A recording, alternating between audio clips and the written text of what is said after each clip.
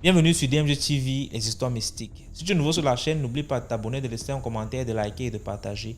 Si tu veux raconter une histoire, il y a un numéro à l'écran, c'est le plus 237 655 81 90 17. Envoie ton histoire et on va jouer sur Facebook, sur YouTube et sur TikTok. On poste plusieurs histoires tous les jours ici sur YouTube. La chaîne c'est DMG TV à 12h00. On a aussi une deuxième chaîne où on poste des histoires exclusives tous les 14h. La chaîne c'est DMG TV, histoire mystique exclusive. Donc je t'invite à t'abonner et à nous suivre sur Facebook, sur YouTube et sur TikTok. Sur TikTok, on fait les directs tous les mardis, tous les mercredis et les vendredis, autant pour moi, à 20h00 heure du Cameroun. Donc voilà. Donc si tu as une histoire à raconter, laisse ton histoire déjà sur WhatsApp et on va poster ici. Donc, on va commencer avec la première histoire. Bonjour DMG, bonjour à notre communauté, j'espère que vous allez bien. Avant de commencer mon histoire, je vous incite à commenter, à partager, à vous abonner si ce n'est pas encore fait et surtout à aimer. L'histoire que je m'apprête à vous conter est une histoire qui s'est passée dans mon pays d'origine, la Côte d'Ivoire. Je suis ivoirienne. Bon, pour être honnête et sincère, l'histoire franchement, je ne l'ai pas vécue. C'est lorsque j'étais dans mes vadrouilles sur les réseaux sociaux que j'ai vu dans un groupe bien connu de tous que je ne dirai pas le nom ici. Alors, je tombe sur cette histoire d'un homme, d'un compatriote ivoirien qui avait fait un post dans l'anonymat, histoire de rechercher des solutions pour lui si possible. Il a dit que ils étaient 3, il est l'aîné de 3 dans leur fratrie.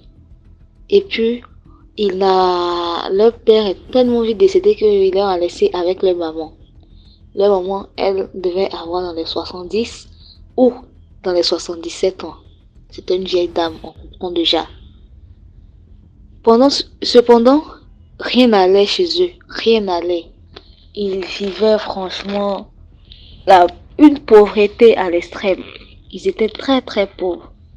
Je pouvais même dire qu'ils avaient atteint le seuil de la pauvreté, tellement que pour avoir les 3 repas journaliers était tellement difficile. Alors, un jour, il prit son courage à 2 mains et il emprunte une voie que nous connaissons tous. Voilà. Quand tu veux toujours réussir facilement, cette voie-là, il peut avoir un féticheur. Lorsqu'il arrive chez le féticheur, il y fait part de sa visite. Il lui explique tout et ce dernier se met à ricaner en lui disant mais ce n'est rien, ça c'est un petit problème que je résous ça dans un moindre délai, donc voilà ce que tu dois faire. Alors le féticheur lui dit pour que tu puisses devenir fort, puissant, avoir de l'argent, voilà ce que tu dois faire, tu dois avoir des rapports sexuels avec ta maman. Il dit ma maman, il dit oui. Le jeune dit ah moi je peux pas faire ça parce que c'est trop dur ce que tu me demandes. N'a-t-il pas une autre alternative? Le féticheur lui répondit que non. C'est la seule alternative. Soit c'est ça, ou soit il reste éternellement pauvre. Et donc, ce rituel consistait à faire quoi? Lorsqu'il monte sur sa maman, il fait, comment dirais-je, les va-et-vient. Lorsqu'il va jouer, il recueille ce sperme-là et il ramène ça au féticheur. Donc, ce dernier lui dit non, vraiment c'est trop difficile, je ne pense pas que je puisse arriver à le faire parce que c'est ma maman et puis c'est une vieille de 77 ans. Vraiment c'est trop difficile. Je ne pense pas que je puisse le faire. Le féticheur de toutes les façons, c'est dans ta main. Il n'y a que toi pour accomplir cette sale besogne. Donc si tu veux, je te donne un temps de réflexion et après ça tu reviens. C'est ainsi, ce dernier repart à la maison, le cœur déçu. Il est pris au piège, mais il a un moment de lourde réflexion et il revient le jour d'après. Bon, pas le jour d'après, mais quelques jours plus tard. Lorsqu'il revient, il dit au féticheur, bah tiens, voilà, j'ai réfléchi et je suis prête à le faire. Je veux que maintenant, là, tu me donnes ton aval pour que je puisse aller le faire. Puisque dans tous les cas, c'est pour rendre maman fière, c'est pour rendre maman heureuse. Le féticheur lui dit, ok, donc je fais ce que j'ai dit. Qu'est-ce que ce compatriote fait? Il va dans une pharmacie, il achète des somnifères. Il met ces sonifères-là dans le repas de sa maman. Et lorsque la vieille mange, elle est sonnée, elle s'endort subitement. C'est comme ça que son enfant, son fils, son premier enfant, c'est 9 mois. Après des moments difficiles, féroces à la maternité, monte sur sa mère et commence à faire les va-et-vient. Et lorsqu'il joue dans sa maman, il fait comme le féticheur avait dit, il recueille le sperme. Mais heureux fatal, le lendemain, lorsqu'il se réveille, c'est tout un cri de lamentation parce que la maman était morte. Oui, sa maman était morte. Donc du coup, lui, il est scandalisé. Il ne sait que faire. Il pleure. Il retourne voir le féticheur. Le féticheur lui dit, mais écoute, avion ne peut pas faire marche arrière. Ce que tu as fait, c'est ça, ne t'inquiète pas. De toutes les façons, c'est une vieille. Elle ne pouvait pas... Elle était déjà fatiguée, donc considère que ça devait arriver. Le jeune dit, mais j'ai raté. S'il faut que j'ai toute sa richesse, toutes ces richesses sans que maman ne profite, c'est que je n'ai rien fait. Le féticheur lui a dit, tu vas continuer ce que tu as commencé. Donc retourne. C'est ainsi qu'il repart. Ils font les funérailles de sa maman. 1 mois passe, 2 mois passent, pas de richesse. Il retourne voir le féticheur. Le féticheur dit, ne t'inquiète pas, ça va faire, je serai riche. À l'heure où je suis en train d'enregistrer cet audio pour vous envoyer à DMG TV, nous sommes à 11 mois et ce dernier n'a toujours pas eu de richesse. Alors, lorsqu'il vient nous écrire en inbox, c'était dans le but de nous demander qu'est-ce qu'il doit faire. Est-ce qu'il doit tout avouer? Est-ce qu'il peut aller demander pardon sur la tombe de sa maman? Aussi, est-ce qu'il peut aller dénoncer ce féticheur-là à la police? N'a-t-il pas, comment on dirait, n'aura-t-il pas des répercussions pour lui? Et j'oubliais un détail. Le truc, lorsqu'il est allé faire cette chose, c'était pour avoir beaucoup d'argent. Sauf que là, rien ne va à l'heure où je vous parle. Il n'arrive même plus à avoir une entrée d'argent. Il dit que même avant, il considère qu'il était dans le mur. Mais depuis qu'il a fait ça, vraiment, rien ne va. Rien ne va. Il n'arrive plus à avoir un travail de manawa. Bon, le manawa, c'est en quelque sorte une aide maçon. Il n'arrive pas à avoir. Pourtant, c'est quelque chose de facile. Donc, c'était l'histoire que je tenais à vous partager, histoire de dire qu'on fasse très attention. La jeunesse africaine, surtout la jeunesse ivoirienne, je parle pour mon quartier. Faisons très attention parce que ici, nos jeunes, là, ils aiment tout ce qui est du bling bling. Pareil aussi du côté des femmes, des meufs, mais ne veulent pas souffrir. Donc, voici l'histoire. Merci DMG. On partage, on commente et on s'abonne. Merci beaucoup pour l'histoire. Maintenant, on passe à la deuxième histoire. Bonsoir DMG. Bonsoir famille, j'espère que vous allez bien. Donc, j'arrive encore avec notre histoire. Et cette histoire, elle concerne ma cousine. Donc, ma cousine avait rencontré un homme qui revenait de la capitale. Donc, l'homme était marié, il avait 2 enfants. Et lui, il était mécanicien. Il était mécanicien. Donc, il travaillait dans une très grande boîte. Il n'arrangeait que des véhicules de luxe. Donc, ma cousine rencontre le gars, donc il drague la fille et tout. Et les deux ont décidé de se mettre en couple. Donc, les deux sont ensemble, ils sont ensemble. À un moment, le gars était venu pour travailler parce qu'on avait envoyé... il était venu normalement pour une mission. Donc, il a fait sa semaine aussi 1 mois. Après, il est retourné en capitale. Maintenant, retourné en capitale, il était toujours en communication avec ma cousine. Donc, il envoyait sur ma cousine de l'argent. En fait, il faisait beaucoup pour elle. Donc, la femme du monsieur était au courant. Elle avait remarqué que son mari avait une autre copine, mais elle ne savait pas exactement si la fille se trouvait dans la même ville qu'elle ou bien la fille se trouvait dans une autre ville. Donc, la femme en question ne savait pas. Donc, le gars, il faisait déjà petit truc, il partait en province. Petit truc, petit mouvement, il partait en province. Et la femme, elle avait remarqué. Donc, du coup, un jour, la dame, elle a fait des médicaments dans son sexe. En faisant les médicaments à l'intérieur,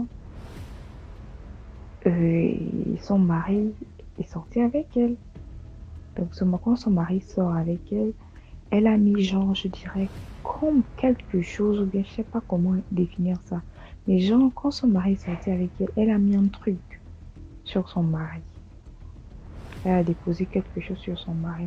Donc, ce mari, ne sachant pas que sa femme avait fait un truc, il revient en province, il rencontre ma soeur. Donc, les deux se remettent ensemble, ils font leur truc. Sauf qu'après, le gars retourne encore en province, en capitale et ma cousine reste en province. Des semaines après, ma cousine ne se sent pas bien. Elle remarque que sur son pied, genre, je sais pas comment l'expliquer au fait. En fait, si, quand tu pointes du doigt sur son genou, c'est profond au fait. Donc, il n'y a pas de blessure, elle n'a rien eu au fait. Elle n'a rien eu. Mais lorsqu'elle met le doigt sur, elle a mal, voilà, elle a mal. Et lorsqu'elle met le doigt au niveau de sa cuisse, le doigt est profond en fait. Alors que chez nous, quand tu essaies de mettre le doigt, à un moment, ça essaie d'entrer, mais après, ça devient dur. Donc, c'est genre, je dirais, la chair qui la rend un peu dure au niveau de notre corps. Mais pour ma cousine, lorsqu'on mettait le doigt, ça rentrait, c'était profond en fait. C'était tellement profond que si on insistait, on pouvait percer et pénétrer le doigt en fait. Et ça avait pris une très grande partie. Ces gens, c'était pas juste un petit endroit, en fait, c'était une très grande partie dont ma soeur souffrait. Donc ma soeur souffrait, elle pensait qu'elle était cognée, pour elle, elle se disait que c'était un truc naturel et tout. Mais non, un jour, ma soeur est pas voir un praticien. Et non, c'est là-bas que le gars dit à ma soeur que tu sors avec un homme marié. Elle, elle était un peu... Ouais, oui, oui. Oui, tu sors avec un homme marié et c'est la femme du monsieur qui a fait en sorte que toi, tu puisses tomber malade. Elle a mis un truc dans le sexe de son mari afin que si son mari couche avec toi, tu prends cette maladie. Et ma soeur, c'est ma cousine plutôt, c'est une femme plutôt, puisqu'elle vit encore, très claire, très très claire. Et l'endroit où il y avait ce truc-là, c'était devenu sombre. Elle est brune, je sais pas. Elle est très très claire. Et quand on remarquait cette partie, c'est comme si elle s'était brûlée. C'est comme si, je sais pas, c'était les bleus quoi. On avait frappé, ça avait fait des bleus. Donc le monsieur a soigné ma cousine, a soigné ma cousine, soigné jusqu'à ce que ça allait. Mais elle ne s'est pas limitée à ça en disant que la femme, en tout cas, le gars aussi, est encore revenu. Elle continue à sortir avec le gars. Un jour, elle est dans la chambre, elle dort. Elle fait d'abord un rêve sur la dame. La dame menace ma cousine. Non, toi, tu ne comprends pas. Je te demande de laisser mon mari, tu ne comprends pas. Tu vas voir ce qui va t'arriver, tu ne me connais pas. Et tout et tout. Et cette femme, c'est une femme du nord de notre pays. Une femme du nord. Donc, ma cousine, elle m'explique le rêve le lendemain. Regarde ce dont j'ai rêvé et tout et tout. Je dis, mais laisse le gars, il est déjà marié et tout. Elle dit, je ne le laisse pas. Elle me cherche, non? On va se chercher en tout cas. Donc, elle était comme ça. Après 2 jours après, le gars était avec son téléphone. Donc, elle a réussi à prendre le téléphone. Elle a lu les messages. Elle a pris le nom de ma cousine. Et là, elle menace ma cousine. Là, c'était dans les rêves, mais elle vient directement. Et là, elle menace ma cousine au téléphone. Moi, elle a expliqué en fait. Elle explique que j'ai fait ça. J'ai l'impression que tu ne comprends pas. Je demande de laisser mon mari. Tu ne connais pas comment lui et moi on a fait. Je ne sais pas comment je vais pour la voir. Elle a commencé à parler. Ma cousine dit, tu as fait comment pour avoir mon numéro, c'est pas ton problème. Le téléphone de mon mari. En tout cas, elle a commencé à se justifier et tout. Ma cousine a laissé. Le gars arrive, le gars rappelle, non, il a dit, excuse-moi, j'avais oublié mon téléphone à la maison. Ma femme a retrouvé mon téléphone et tout. Mais j'ai oublié de souligner qu'au début de la relation, le monsieur n'avait pas dit à ma cousine qu'il était marié. Il n'avait pas dit qu'il était marié. Il avait dit à ma cousine qu'il avait une petite amie, mais il songe à ça. Les hommes en tout cas. Il songe à se séparer d'elle parce que il avait un peu expliqué quelques comportements qu'elle avait que lui n'appréciait pas et que il voulait se séparer d'elle et il voulait se marier avec ma cousine. Bon, c'était un mensonge parce que je pense qu'il était déjà marié. Mais en dehors de ça, je pense qu'il avait des sentiments pour ma cousine.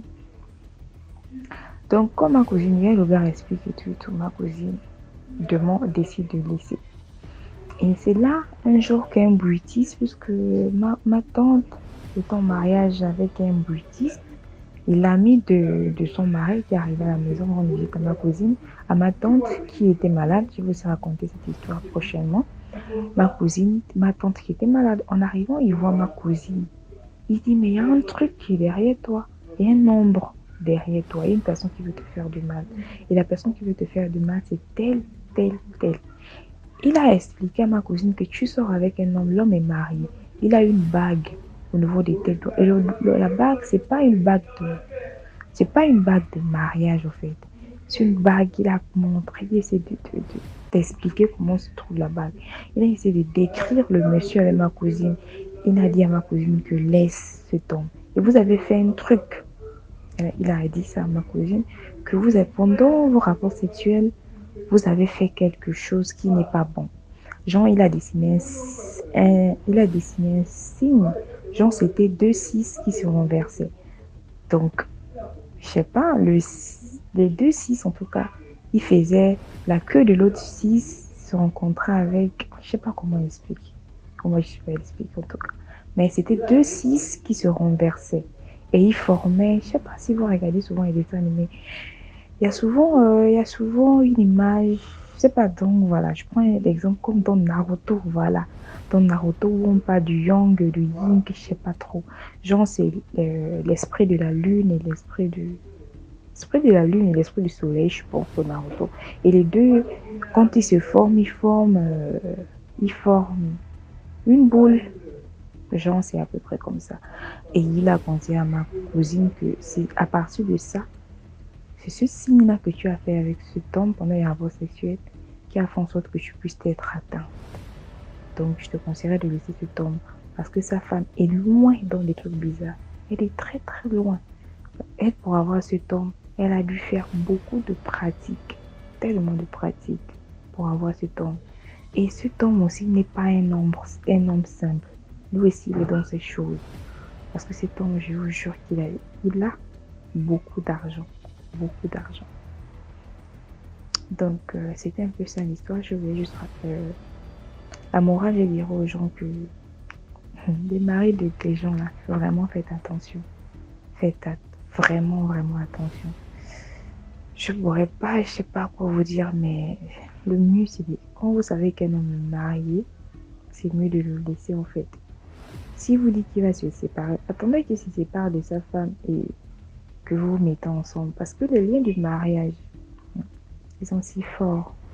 Et à partir de ça, vous pouvez avoir beaucoup de choses. Ma cousine, elle a eu la chance d'être traitée parce que après ça, on a demandé des traitements. Elle a eu à dépenser beaucoup d'argent pour se soigner.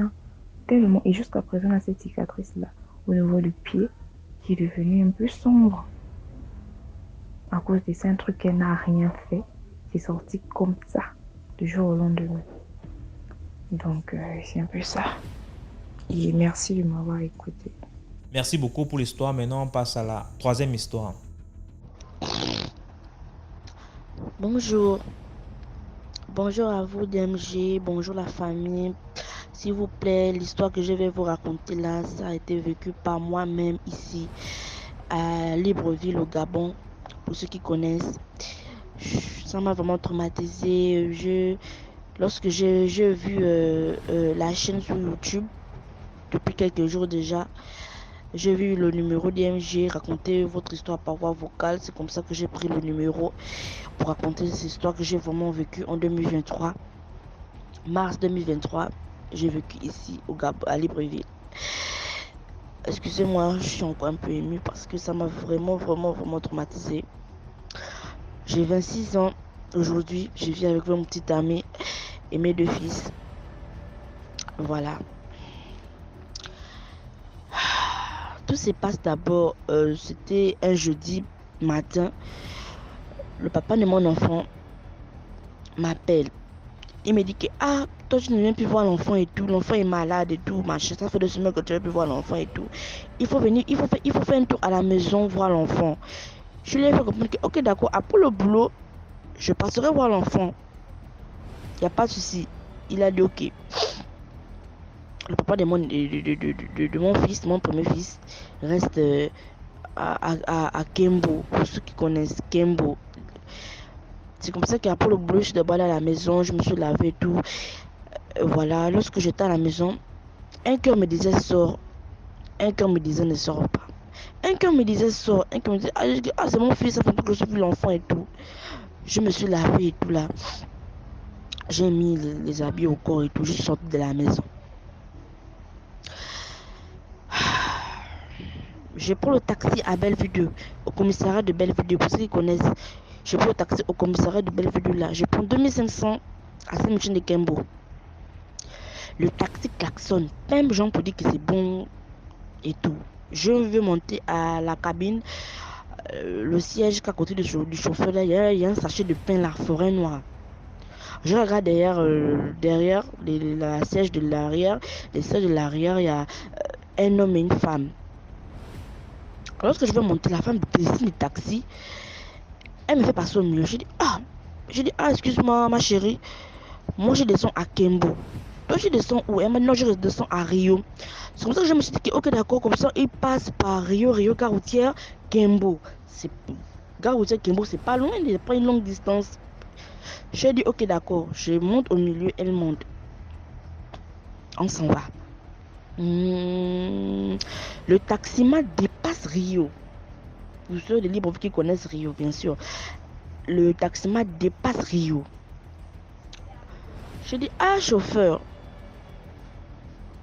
La dame en question a dit qu'elle descend à Rio. Pourquoi vous dépassez Rio? Le chauffeur ne m'a même pas posé la parole. La femme, la fille qui est à côté de moi. En fait, je ne pouvais pas me douter de quelque chose parce que la fille était tellement jolie que je ne pouvais pas me douter qu'elle a des choses étranges, bizarres. Elle me fait comprendre que ma chérie, on va après m'envoyer un message que ma soeur a fait l'accident au charbonnage. Je dois aller au fil de charbonnage. Excuse-moi, dès qu'il me dépose au charbonnage, il va préparer vous déposer à Kembo. Je vais vous payer au taxi et tout. Moi aussi, automatiquement, j'ai combattu la douleur. Tu as fait l'accident, c'est grave. Elle m'a dit oui, c'est grave. Elle a eu quelques fissures au niveau de la colonne vertébrale et tout. Vu qu'elle était sur WhatsApp, moi j'ai cru que oui, on a envoyé un message sur WhatsApp et tout. Le gars en question, tout à côté de moi là, ne parlait même pas, il avait les écouteurs à l'oreille. Je parlais plus avec la fille. Tellement jolie, elle était jolie et tout. En fait, je ne peux pas m'imaginer qu'elle était les choses comme ça en fait. Le taximan, il ne parlait même pas, il s'est constant sur sa route. Je quitte de la maison à 18h. 19h, me trouve en route. On arrive à l'échangement de Nzengayon. Les gens de Libreville qui connaissent. On arrive à l'échangement de Nzengayon. L'embouteillage à gogo. L'embouteillage, dès que vous prenez le tournant de Nzengayon pour partir vers charbonnage là, et les bus alignés comme ça, charbonnage, 300 charbonnage net, un peu devant. À partir de là, embouteillage. Je sens que le papa de mon fils m'appelle. Que toi tu es où? Je dis je suis dans le taxi. En fait, je ne peux pas m'imaginer que j'étais déjà en danger. Je ne peux pas m'imaginer que où je parle là, c'est ma mort qui était déjà assurée en fait. Le papa de mon fils m'appelle. Que toi tu es où? Je dis je suis dans le taxi, j'arrive. Il amène l'enfant les croissants et les oranges. Je dis il fallait mettre ça depuis parce que là sur moi, je suis dans le taxi. En tout cas, dès que je vais descendre, je vais chercher une boulangerie, je vais acheter l'enfant les croissants parce que je suis dans le taxi, je ne peux pas descendre du taxi. Il a commencé à me parler. Moi, depuis 17h, je t'appelle. Je dis, je suis dans le taxi, je vais m'envoler. Donc, tu attends, je vais arriver. Je suis non loin de là. J'ai coupé. J'ai mis le téléphone dans le sac. Et puis, on dépasse la station de charbonnage. Mais je commence maintenant à tiquer. Je commence à dire, attends, chauffeur, déposez-moi là. Je vais prendre un autre taxi pour Kembo parce que là, je suis en retard. Ouais, comment le papa de mon fils qui m'a appelé. J'ai mon fils qui est majeur, je vais voir l'enfant. Le chauffeur n'avait pas mon temps. Le chauffeur voulait conduire sa voiture. Il n'avait pas mon temps. C'est comme ça que j'ai dit que chauffeur, déposez-moi là. Chauffeur, déposez-moi là. Chauffeur, oh, déposez-moi là. C'est comme ça que vous voyez au charbonnage, au C4 de charbonnage, un peu de vent. Il n'y a plus une autre route pour tourner, pour revenir, genre vers Ndayon, le 5, gare routière, tout ça. Il n'y a plus une autre route pour casser, pour tourner, non. En fait, la route est droite. C'est donc j'ai repris donc là que ça marche. J'ai commencé à être énervé. J'ai commencé à être énervé. Je demande à la fille en question que ma chérie, tu descends où? J'ai chauffé, déposez-moi, vous m'emmenez où? Déposez-moi ici, je vais descendre. Prenez même 5000, je vais descendre, je vais prendre le taxi, je vais partir. Je demande à ma chérie, je descends où en fait? Ma chérie, la chérie là me tape les, excusez-moi, la chérie là me tape l'épaule gauche. Elle me dit, ma chérie, tu me connais? Ah! Je dis, tu te connais comment? Tu me dis que ta soeur a fait l'accident au charbonnage. Et d'où je vois la route là, c'est comme s'il n'avait jamais eu d'accident. Ma chérie, tu descends où en fait? Elle me dit, ma chérie, tu fais le beau, tu me connais? Je regarde le type à côté de moi. Je dis, monsieur, excusez-moi, bonsoir d'abord. S'il vous plaît, vous descendez où aussi? Et le gars aussi me tape les pouces droits. Il me dit, maman, calme-toi, tu fais le bruit. Tu parles de quoi? Je vous jure qu'automatiquement, j'ai compris toute l'histoire. Je suis resté ébahi, je suis resté... En fait, oh, je sais pas comment il faut même dire ça. J'avais une babouche talon noire. J'ai enlevé la babouche talon. J'ai pris le téléphone, j'ai mis dans le soutien. Je suis resté bloqué. Vous voyez comme les sardines sont comme dans les boîtes sardines, là, stocké comme ça. J'étais maintenant comme ça, là, bloqué. J'ai dit au fond que Seigneur, ça c'est quoi qui m'arrive là? Qu'est-ce qui se passe? On dépasse charbonnage. On dépasse l'aéroport de Libreville. Et je vous dis qu'on dépasse.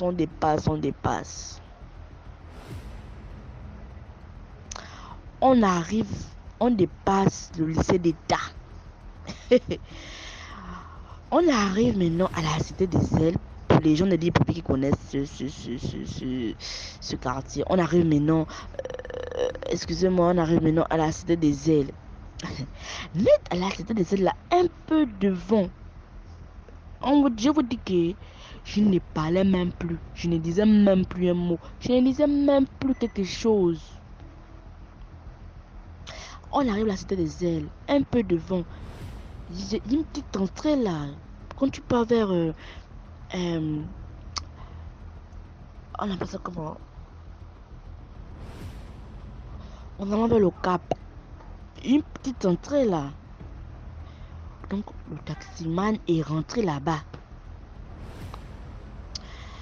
La fille elle descend du taxi, elle me dit, ma chérie descend. Je descends du taxi. Elle me fait adosser sur le taxi. Elle me regarde. Elle croise ses bras, me regarde. Le gars en question qui est à côté de moi là-bas descend du taxi de l'autre côté. Il vient devant moi. Jean, vous voyez, Jean comme tu as chaud là, non? Quand tu fais le haut comme ça, là, pour dire qu'il faut le vent sur toi-même là. On vous dit que le gars fait le vent comme ça là. Quand je regarde vers son pantalon, il avait toutes sortes d'objets. Les ciseaux, la machette, les machettes, les coupés là. Les coupés là, les machettes, les coupés man, là, comment on les appelle même aussi. Les menottes. Les ciseaux de tailleur là, tout ça, il y avait sous lui.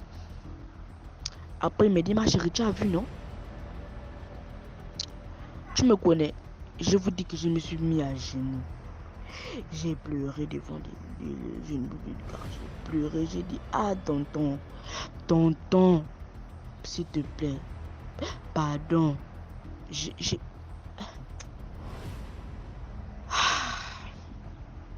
J'ai dit, tonton, j'ai les enfants, ne me fais pas de mal. Vous voulez quoi? J'ai les enfants, j'ai 2 fils, pardon. Qu'est-ce que j'ai fait? Qu'est-ce que je vous ai fait? Je ne vous connais même pas. C'est quoi? Je me rapproche un peu de la dame en question là. J'ai pensé qu'elle était un peu Kota, Nzebi, tout. Vu que je suis Kota, Nzebi, j'ai commencé à parler un peu les deux langues. Voilà, elle me dit bien que ma chérie, tu me connais, dégage. Ah! C'est comme ça que le taximan revient. Le taximan dit que c'est bon, ils sont déjà là-bas. Emmenés là. Vous voyez dans ce genre de choses là, il y a ceux qui amènent, qui apportent la marchandise. Il y a ceux qui sont devant pour le découpage. Donc en fait, j'étais une marchandise en fait. Ils m'ont amené. La fille dit avance. La fille me dit avance. Ils étaient déjà en train de parler. Moi j'avançais. On va dire que j'ai pissé, j'ai cabiné sur place. Sur place, j'ai pissé, cabiné sur place. J'ai tout fait sur place. J'avance. Un peu.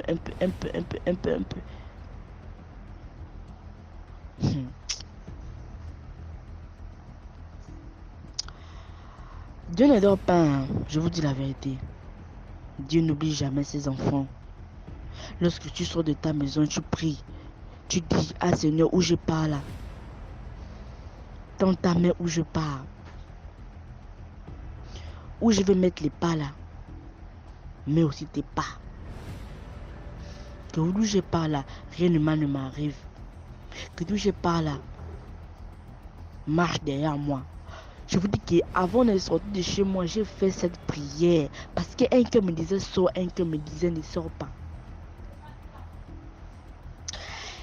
J'avance, je vois une petite ruelle à côté de, à droite de moi. Je vois une petite ruelle, je vois une petite route. C'est comme ça que comme les gens qui m'ont mené là, la fille et les deux gars, le chauffeur et le gars qui étaient en train de parler derrière moi, je faisais une petite ruelle. Un cœur me dit, regarde à gauche, je vois une petite ruelle.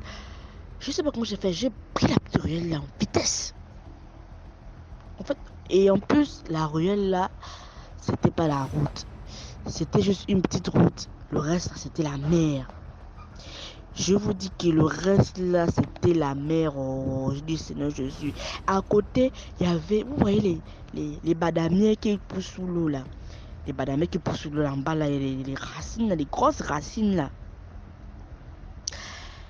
J'ai enlevé, je me suis déboutonnée. En fait, eux, ils pensaient que j'étais déjà arrivé au lieu. Donc voilà pourquoi ils marchaient doucement et tout. J'avais une chemise jaune. Vous voyez, là, le noir. Le jaune se repère vite. Même sous l'eau, quand tu plantes un truc jaune, on te repère vite. J'ai enlevé la chemise jaune. J'ai froissé ça. J'ai mis dans la boue. Je me suis je me suis mis dans. Je me suis caché sous le badamé là, sous l'eau. J'ai présentement qu'aucun serpent ne puisse me mordre. Parce que dans les choses comme ça, il y a plus de serpents. Non, Dieu t'aime moi. Je me suis mis sous le badamier là. J'étais vraiment mal à l'aise. Je devais aussi tout faire pour que l'eau ne puisse pas faire trop de bruit. Je devais aussi tout faire pour que l'eau aussi ne fait pas faire. Je ne pouvais pas qu'on me repère. C'est comme ça que j'écoutais les voix.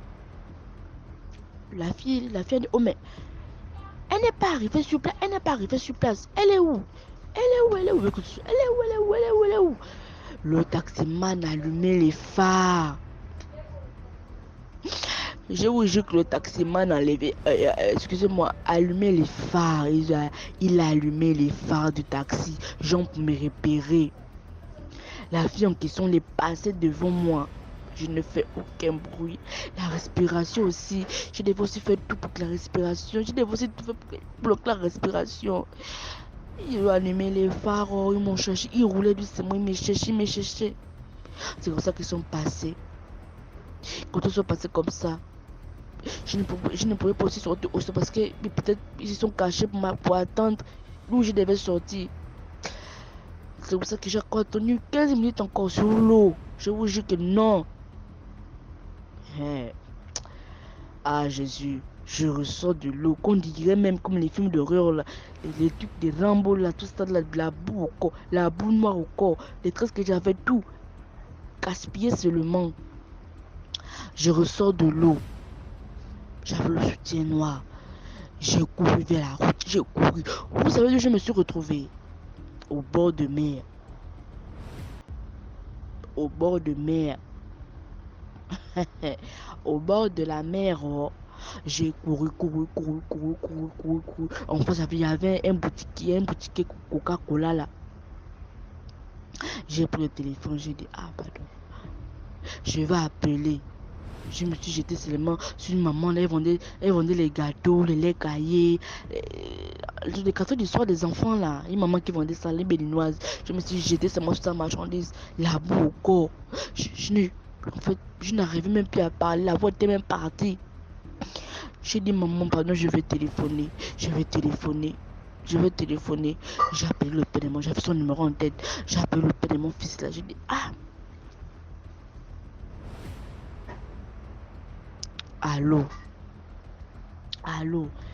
Il me dit, c'est qui? J'ai dit, c'est moi. Je suis bloqué au bord de mer, viens me chercher. Ça ne va pas. Il me dit, tu as quoi? Ça ne va pas. Viens me chercher, ça ne va pas. Il dit, ok, j'arrive. Prends le taxi, je rentre à la maison. Je ne peux pas prendre le taxi là présentement. Viens me chercher, s'il te plaît.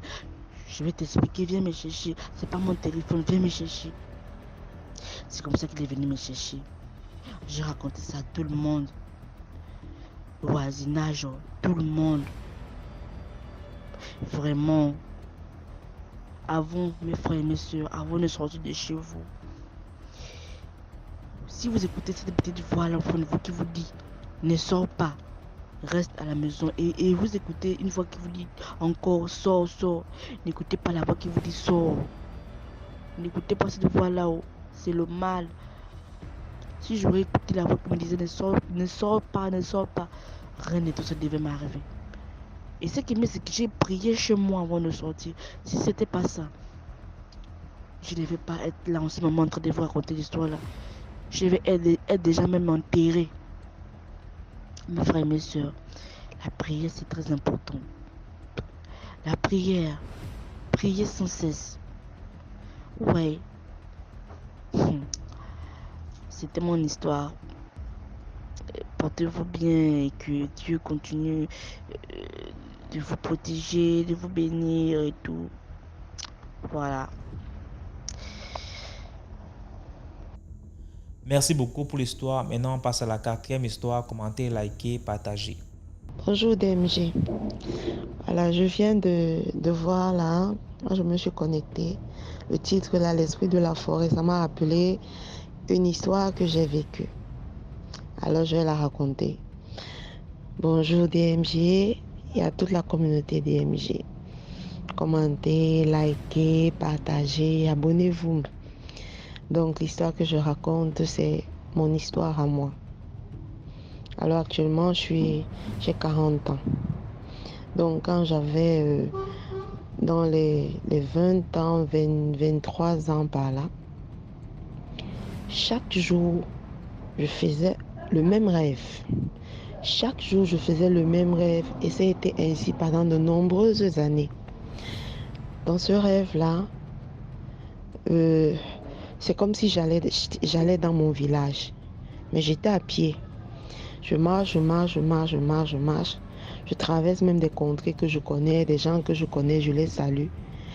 Mais avant d'arriver dans mon village, je vois un embranchement à ma droite. Un peu comme une petite piste. Donc du genre, d'un côté de la piste, à ma gauche, il y a un mur, un grand mur qui est levé.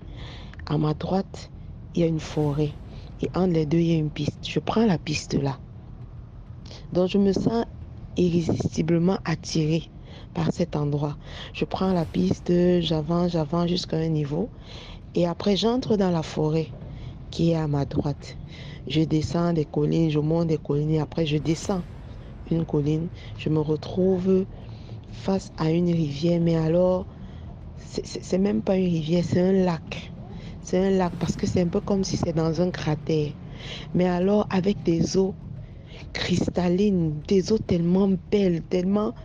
Je ne sais pas comment je peux vous décrire. Et là, je m'assieds au bord du lac et je me mets à contempler la beauté de ce lac. À l'intérieur, tellement les eaux sont cristallines qu'à l'intérieur, je vois des poissons de toutes les espèces. de toutes les couleurs, des couleurs arc-en-ciel, des couleurs bleu turquoise, des gros et des tout petits. Et je suis admirative devant ce spectacle. Et je reste là. Et après, je me réveille. Ça a été comme ça pendant de nombreuses années, tous les jours. Je me demandais, mais attends, il y a même quoi avec le rêve ici? Je vais même où? J'étais dépassée. Mais bon, je faisais mes petites prières là, je prie et tout.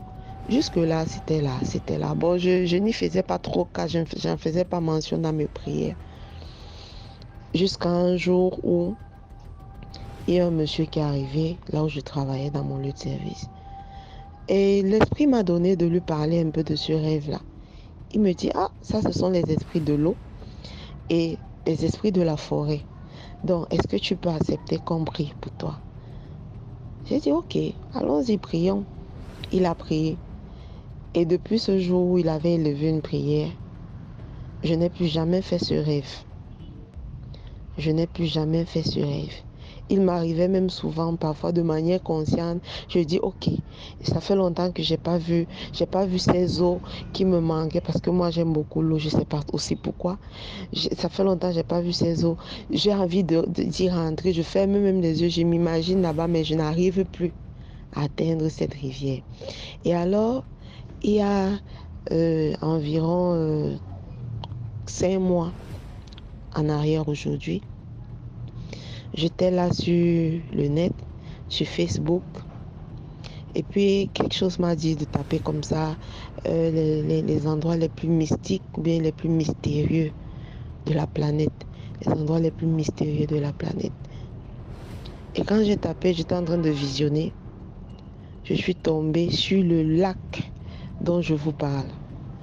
Le lac dont j'ai passé ma vie à rêver, à voir en rêve et tous les jours, mais j'étais jamais entrée. Et sur YouTube, on nous faisait comprendre que, en fait, c'est un lac qui est tellement mystérieux et qu'à l'intérieur, on voit souvent des créatures mythologiques, des sirènes et autres, et qu'il est interdit de pêcher là. Et que ceux qui ont essayé, parce qu'il y avait des habitants pas très loin, on n'a jamais pu attraper un poisson dans ce lac. Donc en fait, c'est un endroit pour eux qui est tellement sacré et tout. Donc ça m'a beaucoup interpellée. Je me suis dit, tiens. Les rêves que nous faisons souvent là, en fait, ce ne sont pas des rêves. Ce sont des voyages que nous faisons. Et nous voyons certaines choses. Et quand on se lève, on banalise, on se dit, ok, c'est le rêve. Donc, le message que je vais tirer ici, c'est que faisons attention à ce que nous voyons lorsque nous sommes endormis. Les rêves, en réalité, ne sont pas justes ou alors ne sont pas toujours le vécu du quotidien, les fatigues et autres et tout. Parfois, c'est que de façon même inconsciente, nous faisons des voyages et nous rencontrons des gens et nous vivons des expériences. Donc, soyons très prudents. Merci encore. Merci beaucoup pour l'histoire. Maintenant, on passe à la 5e histoire. Toujours laissez un like, s'il vous plaît. Laissez un like. Bonjour DMG, j'espère que tu vas bien. Bonjour tout le monde, j'espère que vous allez bien. Aujourd'hui, je vous reviens avec une histoire. C'est une histoire qui ne me concerne pas directement, mais l'histoire concerne une amie à ma grande sœur. Alors, ma grande sœur, lorsqu'elle était en classe de terminale, elle était amie avec une très belle fille. Elle était belle. Ce genre de fille-là qui ont peu de tout. La taille, la forme, le teint. En tout cas, elle était très belle. Et donc, sa beauté faisait que de son statut d'élève de terminale, elle ne passait pas inaperçue. Et puis, elle était en couple avec les hommes qui avaient une très bonne situation financière. C'est-à-dire que les hommes qui travaillaient, les hommes qui étaient véhiculés, vraiment les gens qui s'étaient bâtis, qui avaient déjà une vie. Et puis le plus souvent, c'était des hommes mariés. Voilà. Alors, ce qui faisait qu'elle, étant élève, elle ne connaissait pas la vie difficile. Voilà, parce que chaque jour, il fallait qu'on vienne la chercher, il fallait qu'on vienne la chercher, la redéposer à sa descente. Quand tu vois sa nourriture, franchement, elle n'avait pas de galère, comme pour certains élèves et autres. Parce que vraiment, les hommes, ils assumaient, ils faisaient tout. C'était les gens d'hommes qui font tout pour la famille, qui paient le loyer, qui rationnent, qui, comment dirais-je, qui scolarisent comment dirais les petits frères, qui prennent soin de tout le monde, voilà. C'était avec ce genre de personnes-là qu'elle était beaucoup en couple. Bon, pas en couple, avec ce genre de personnes qu'elle sortait. Alors comme ça, la vie était très belle, elle ne connaissait pas la vie très difficile, voilà. C'était une élève vraiment qui faisait la fierté de ses parents, voilà, parce que il y a d'autres parents qui aiment ça. C'est vrai, on n'en parle pas, mais que les enfants aillent chercher et puis les envoyer, vraiment d'autres parents adorent. Mais malheureusement, lorsque la fin d'année arrive, elle ne reçut pas à son examen. Quant à ma grande soeur, elle reçut avec brio son examen. Mais la vie ne s'arrête pas là, mais sauf qu'elle se voyait maintenant coincée de se séparer. Parce que ma soeur, après son bac, elle est allée à l'université poursuivre ses études. Quant à sa mamie, il fallait qu'elle reprenne. Dans tous les cas, elle n'avait pas le choix puisqu'elle avait ajourné au bac. Alors c'est comme ça que elle s'est dit que bon, je reprends la classe de terminale, je serai seule. Tout mon groupe d'amis est parti, même si on dit que l'école nous unit, mais le fort de chacun nous sépare. C'est bien d'être avec ses amis, se sentir bien. Non, du coup, elle, elle s'est remise en question. Elle a dit comme ça, en même temps, elle a pris la décision d'arrêter tout ce qu'elle faisait. C'est-à-dire avoir des relations avec des hommes mariés, des hommes fructueux. Vraiment, elle a arrêté ça. Ça, c'était une décision qu'elle avait prise, mais elle seule, sans que... Parce qu'elle avait pris ça, mais elle pensait à ses parents, à sa famille, qu'est-ce que maman va dire, parce que sa maman, franchement, elle ne faisait rien, elle ne comptait que sur ce que les hommes mariés donnaient à sa fille. Donc du coup, elle ne se rendait pas utile. Alors la jeune fille réfléchit, elle dit, bon, de toutes les façons, je suis une jeune fille, telle que j'agis, je rends une femme malheureuse. Alors il faut que j'arrête, parce que si je ne fais pas, ma sentence aussi sera très lourde. Alors, elle se lève, elle va faire asseoir sa mère pour lui dire. Et dès qu'elle dit à sa maman le prend très mal. Tu vas arrêter, Yasmine. Yasmine, pourquoi tu vas arrêter? Tu es une très belle fille. Moi, je veux que tu continues. Parce que si tu continues avec eux, on ne sait jamais. Ils vont nous faire sortir dans cette vie de merde là. Toi, tu veux arrêter. Regarde ce que les hommes font pour nous. Déjà, même, regarde, ils rationnent, ils payent le loyer, ils font tout. Dans une bonne situation, s'il te plaît, ne fais pas ça. Elle dit, maman, ma décision est prise. À partir d'aujourd'hui, je vais arrêter cette vie parce que c'est trop pour moi. En tout cas, sa maman ne pas m'apprécier pas, mais sa fille a fait la sourde oreille et puis elle a continué comme ça. Elle a dit aux hommes mariés, c'est bon, à partir d'aujourd'hui, je veux qu'on arrête, je veux que vous occupez de votre famille. Voilà, voilà. En tout cas, elle a mentionné une raison. Donc, ce qui fait que maintenant, cette année, il fallait que sa maman maintenant met la main comment dirais-je, à la pâte. Il fallait qu'elle aille chercher maintenant pour envoyer, puisque sa fille ne se voyait plus en train de continuer cette vie de merde là. D'accord. Et donc, c'est comme ça, sa maman s'est trouvée, comment dirais-je, une place au marché pour vendre les légumes. Quant à sa fille, c'était difficile, mais elle dit c'est comme ça, elle va rester comme ça. Alors, la deuxième année, elle a pu avoir le nombre de s'inscrire pour son inscription, tout allait bien, mais il faut dire que son train de vie avait carrément changé. Changé. Elle ne revenait plus à l'école en voiture, elle mangeait difficilement, elle se stressait à peine, mais franchement, elle a tenu. Elle a tenu bon, parce qu'elle savait que ça allait, comment dirais-je, lui faire du bien. Un temps, dans la même foulée, elle fait la rencontre d'un gars. Elle dit ce jour-là, lorsqu'elle rencontre le gars, c'est quelqu'un qui n'a rien d'attirant. Physiquement parlant, il n'a pas, comment dirais-je, il n'est pas tellement beau, mais elle ne sait pas, dès qu'elle l'a vu, c'est comme s'il y a eu un aimant. Et tout a commencé à sillonner dans les yeux scintiller. Elle se dit que bon, lui, c'est mon mari. Alors c'est comme ça que les gars commencent à se fréquenter. Et il faut dire aussi que l'homme n'avait pas une bonne situation. Il n'était ni en CDI, ni en CDD, mais quand même, il travaillait dans une entreprise, dans une société de café cacao de manière saisonnière. Donc, il faut dire qu'il n'avait pas constamment d'argent, mais malgré ça, elle dit, c'est lui, je reste avec lui. Quand sa maman a su, elle n'a pas du tout apprécié parce qu'elle voyait la beauté de sa fille Yasmine, la belle Yasmine, en train de se gaspiller. Mais qu'est-ce qu'il fallait faire? Elle dit, bon, appelez le jeune toi. Ça va être ma fiction. J'espère que tu vas marier ma fille parce qu'à cause de toi, notre situation a changé, notre vie a littéralement changé. J'espère que tu vas apprendre. J'espère que tu vas honorer ma fille. Il disait non, maman, ne t'inquiète pas, ça va se faire. Ça va se faire. Je vais la marier parce que j'aime votre fille, mais pour le moment, je ne peux pas le faire à cause de ma situation, mais ne t'inquiète pas, je vais le faire. Alors, comme ça, ils ont commencé à se fréquenter. Et quand elle reçut son bac, elle parle au supérieur non, lui au supérieur, mais c'était dans notre capitale pour continuer ses études. Alors Marie, ici, quand elle arrive ici dans la capitale, elle ne laisse pas, elle s'est pas laissée éblouir par la beauté de la capitale. Elle dit que bon, je suis belle, il faudrait que je mette ma beauté en avance. Non, elle a continué toujours sur la voie qu'elle s'était fixée, elle a dit qu'elle s'était fixée. Alors ici, elle a commencé à vendre, faire ses petits concepts, pardonnez. Elle a commencé à vendre, faire ses petits commerces et puis bon, c'est dit que j'aurais un peu de jetons sur moi. Alors c'était toujours comme ça. Quand elle reçut son examen du supérieur, elle retourne dans la ville où elle a fait la rencontre de son gars, de son homme. Alors, après ça, quand à lui, ça a commencé à aller chez lui. À aller chez lui, il est allé faire la présentation. Après, c'est comment dirais c'est passé à Coco, tout allait bien, tout allait bien. Donc, de Coco, ils ont fait la dot. Maintenant, il devait se marier, mais il était en train de réfléchir. Parce que ça n'avait pas trop mis long et puis bon. Donc, du coup, il a juste stoppé. En temps, c'est qu'elle ne savait pas est que les parents du monsieur en question sont très ancrés dans la sorcellerie. Les rumeurs le disaient, mais elle n'accordait pas d'importance. Alors chez eux, chez les beaux-parents, chez ses beaux-parents, il s'était dit que c'est la jeune fille qui faisait que eux, ils n'avaient plus comment dire d'argent. Depuis qu'on est entré dans la vie de leur fils, tout est bloqué. Donc du coup, ils ont développé une haine contre elle sans qu'elle-même le sache. Ce qui faisait que chaque jour, c'était des malédictions sur sa vie, des paroles blessantes. En tout cas, il ne l'aimait pas, il lui montrait, mais c'était un peu ça.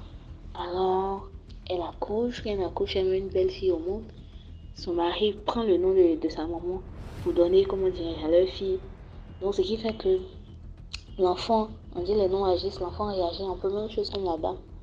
Et puis quand l'amie de ma grand-soeur allait en stage, il n'y avait pas tellement une bonne situation qu'elle laissait sa petite chez sa belle famille. Et il paraît qu'elle a, comment dire, craché dans la bouche de l'enfant. Donc, la malédiction, c'était tellement puissant pour elle, tellement fort, qu'elle dit, bon, elle a réfléchi un jour, puis elle s'est dit, mais qu'est-ce que mes beaux-parents aiment manger? Elle réfléchit, elle dit, ah, je vais cuisiner du foufou pour eux. Alors, elle va au marché, elle fait un bon marché de foufou. Elle garnit la sauce, elle pile avec amour. Avant qu'elle n'aille les donner, elle commence à faire sur la nourriture. Seigneur, je vais donner la nourriture à mes beaux-parents. De la manière que cette nourriture va être tout dans leur bouche. Ils vont manger, ils vont rôter et ils seront contents. Faire en sorte que les gars me valident. Faire en sorte que les gars me déchargent. Faire en sorte qu'ils arrêtent de me maudire. Faire en sorte qu'en tout cas, elle a parlé sur la nourriture. Elle a envoyé les gars manger. Elle dit le lendemain, à 6h du matin, il y a son beau-père qui l'appelle. Alors Yasmine, tu es où? Tu es à la maison? Tu fais quoi? Si tu ne fais rien, s'il te plaît, viens urgemment, j'ai à te parler. Elle dit, ok, beau papa, il n'y a pas de problème. Alors, elle parle là-bas. Dès qu'elle arrive, son beau-père lui dit, mets ton genou, ma fille. Dès qu'elle s'est mise en genou, il prend sa main, il met sa main sur sa tête. Yasmine, vraiment, je te demande pardon pour toutes les malédictions que j'ai dites sur ta vie. Il a commencé à se confesser. J'avais dit que tu n'allais pas inventer. Il a dit que tu n'allais jamais marier mon fils. En tout cas, il s'est confessé. Moi, je te demande pardon. Pardon, je lève la malédiction que j'ai mis. En même temps, il prend de l'eau. Comme une forme de libation, il verse de l'eau. Il passe sur sa tête. Il fait un peu de libation, il verse de l'eau à terre. Mais en même temps, il dit, bon, comme ta belle-mère n'est pas là, je vais en profiter pour te dire. Tu te souviens quand tu faisais ton stage? Elle dit, oui. Tu envoyais ton enfant ici. Alors ma femme a craché dans la bouche de ton enfant. Et lorsqu'elle a fini de cracher, elle a dit que ton enfant prenne tout son comportement. Étant donné qu'elle porte son nom, elle va prendre aussi tout son comportement, que ce soit bon, mauvais. Donc, je sais pas, mais je tenais à te dire comme ça. Si tu peux faire quelque chose pour contrecarrer ça, il faut le faire. Et donc, c'est comme ça, elle a commencé à prier.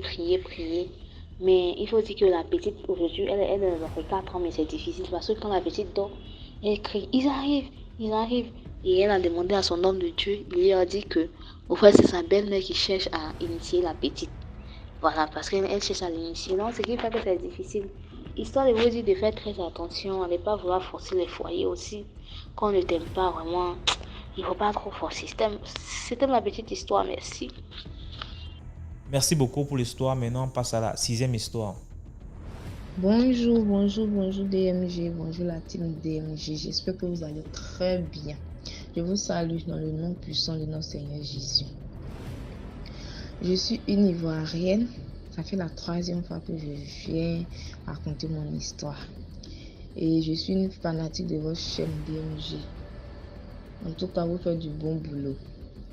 Aujourd'hui, j'aimerais vous raconter l'histoire de ma maman qui a failli perdre la vie par la méchanceté de sa sœur. Je suis en Côte d'Ivoire et ma maman vit au village avec son mari et mes soeurs. Et en octobre 2023, c'est-à-dire il y a, je crois, octobre, novembre, décembre, janvier, février, il y a 5 mois de cela,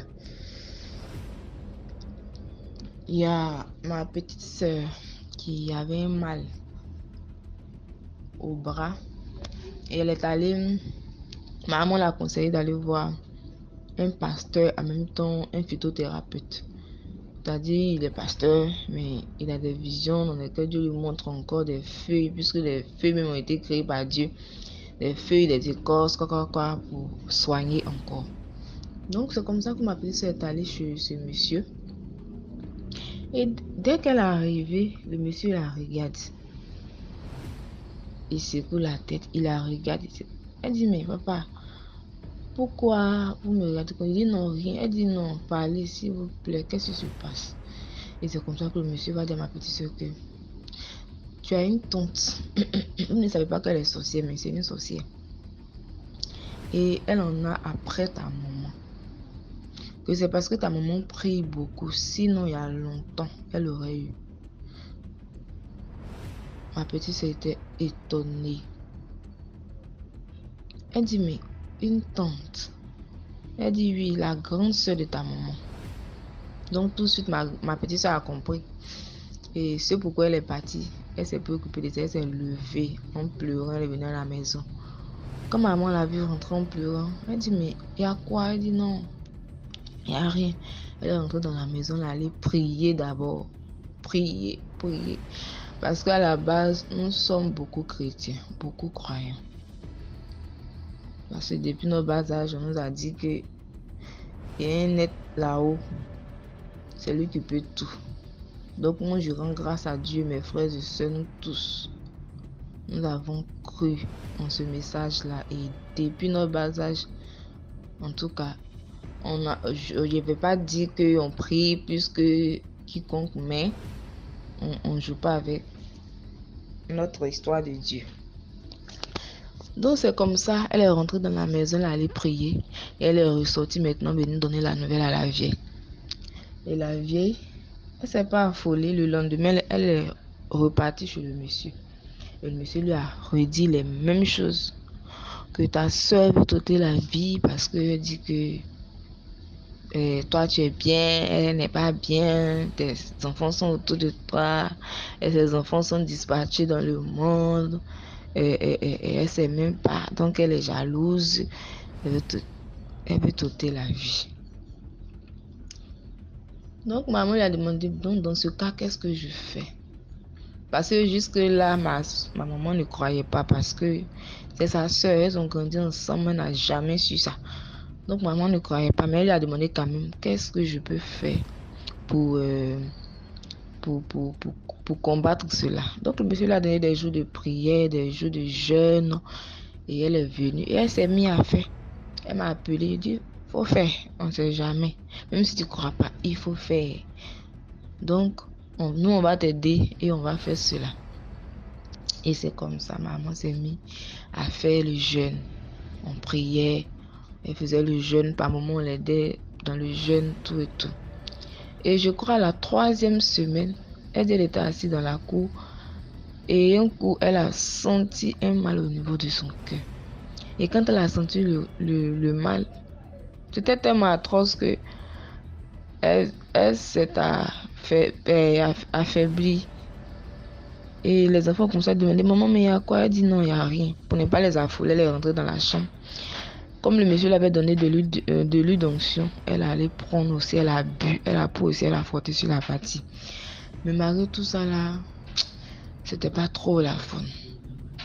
Donc c'est mon père maintenant qui allait appeler le pasteur en question. Et le pasteur est venu. Dès que le pasteur a mis le pied dans la cour, il a vu ma maman. Il a su déjà ce qui s'est passé spirituellement. Donc il s'est mis à prier pour ma maman. Et il a prié, et il a prié, et il a prié. Et au bout de quelques temps, il y a un morceau de verre Vous voyez les bouteilles de Guinavon que nos parents aimaient utiliser là. La bouteille est verte. Mais en tout cas, la bouteille est bien lourde. Et puis la couleur est vert treillis façon. Un morceau de ce genre de verre qui est sorti du cœur. Comme je vous explique là, non. C'est pas un fumé beau. C'est sorti du cœur de ma maman et c'est tombé. Tout le monde était étonné, surpris. Il dit, mais qu'est-ce que c'est? C'est là le pasteur va lui expliquer que c'est une flèche que ta soeur est venue te lancer. Elle voulait à tout prix en finir avec toi. Parce que tu l'énerves. Et comme tu es dans un moment de prière, c'est pourquoi ça n'a pas abouti jusqu'à je suis venu te trouver. Sinon, c'était pas ça. Je n'allais même pas venir te trouver ici. J'ai dit, on ne pouvait seulement que dire. En tout cas, moi, je n'étais pas là-bas. Ma maman m'a appelé pour m'expliquer. Donc, il ne pouvait que dire, rendre gloire à Dieu. Et quand le verre est sorti à la place sur la poitrine où le verre est sorti, le sang a commencé à sortir. Et c'est comme ça que ma maman s'en est sortie. Mais par moment, ma tante en question là se transformait en écureuil. Elle venait rôder autour de la maison. Mais elle ne pouvait plus faire quoi que ce soit parce que ma maman était déjà protégée par la main de Dieu. Elle était déjà protégée par la main de Dieu. Donc c'est comme ça que ma maman s'en est sortie, par la grâce de Dieu, par l'amour de Dieu, par la fidélité de Dieu. Le Dieu que nous prions est un Dieu vivant, réel. C'est-à-dire qu'il est au centre de tout et c'est lui seul qui peut nous sortir de n'importe quelle situation. Waouh! Et quand elle a échoué sur ma maman, elle allait attaquer son propre fils. Son propre fils est au nord de la Côte d'Ivoire. Il se débrouille là-bas. Et il se sentait pas bien, il allait à l'église. Comme d'habitude, on lui a dit là-bas que ta maman veut te tuer. Il dit, crois pas. Mais la maladie persistait. Et c'est comme ça qu'il a appelé l'un de notre oncle ici, de nos oncles. Et l'oncle a demandé de venir. C'est quand il est venu, l'oncle l'a accompagné chez le pasteur qui a prié pour ma maman. Et le pasteur lui a dit la même chose. C'est là qu'il a cru. Et le pasteur lui a donné des choses à faire, des prières. Et puis il est retourné là où il était. Actuellement, je vous parle, il va bien, par la grâce de Dieu. Ma maman aussi va très bien, elle est là. C'est pour vous dire que ne faites même pas confiance à votre propre orteil. Car la sorcellerie et la méchanceté des hommes sur cette terre, ça n'a pas de limite. Même dans ta propre famille, on peut te faire du mal. Le mal ne vient pas d'ailleurs, comme on a pour habitude de le dire. Dans ta propre famille, on peut te faire du mal, même plus que tu peux l'imaginer. Donc mes frères, mes soeurs, je vous exhorte. Quoi que vous traversiez, le seul recours, c'est Dieu. C'est lui et lui seul. J'aimerais vous demander de vous joindre à moi pour lui rendre toute la gloire qu'il est reçue. Parce que sans lui, les choses n'allaient pas être comme elles sont en ce moment. Donc, je rends grâce à Dieu, je lui dis merci. Et merci aussi pour votre vie et pour la team DMJ, pour ce que tu fais DMJ. Confions nos vies à Dieu, c'est lui seul, il n'y a pas autre. Il n'y a pas Dieu, il n'y a pas un autre. Il n'y a pas un être qui peut être au-dessus de Dieu pour nous protéger comme lui le fait. C'est lui et lui seul. Il est la solution à toutes nos équations, comme l'a dit la chante Déborah Lucalo. Donc merci, c'est l'histoire que je voulais vous raconter. Et j'espère que l'histoire va édifier quelqu'un. C'est vrai, souvent quand on nous dit que non, telle personne te veut du mal, surtout quand c'est dans ta famille, tu as du mal à croire à la personne. Mais la prudence n'exclut pas le contrôle. Il faut quand même, si tu ne crois pas, il faut quand même faire attention. Ma maman ne croyait pas. Si elle n'avait pas accepté de faire le jeûne là, elle serait plus de ce monde. Mais elle a accepté quand même. Et Dieu l'a protégée. On ne sait pas où peut venir le malheur. Donc c'est un peu ce que je voulais vous dire. C'est la morale de l'histoire. Vous faites toujours attention, même à ta propre famille. Et quand on te dit quelque chose, même si tu ne crois pas, ce qu'on te demande de faire, tant que c'est pas mauvais, tant que ça t'emmène pas, tant que ça t'emmène pas à un autre endroit où tu ne veux pas aller, que c'est bon, c'est sur la voie de Dieu, il faut toujours accepter. Parce qu'on ne sait jamais. Ce que tu penses voir là, c'est pas ce que tu penses voir, c'est autre chose qui est derrière. Donc merci de m'avoir écouté. J'espère que je n'ai pas été trop long. Likez, partagez et vive la team DMG. Vive l'émission de DMJ. Merci beaucoup. Voilà, c'est tout pour aujourd'hui. Si tu aimais la vidéo d'aujourd'hui, laisse un commentaire, commente, partage, invite plusieurs personnes à venir liker et à s'abonner. Ce qu'on fait, c'est pour sensibiliser. On se prend demain pour une nouvelle vidéo. Ciao, portez-vous bien, surtout priez avant de dormir.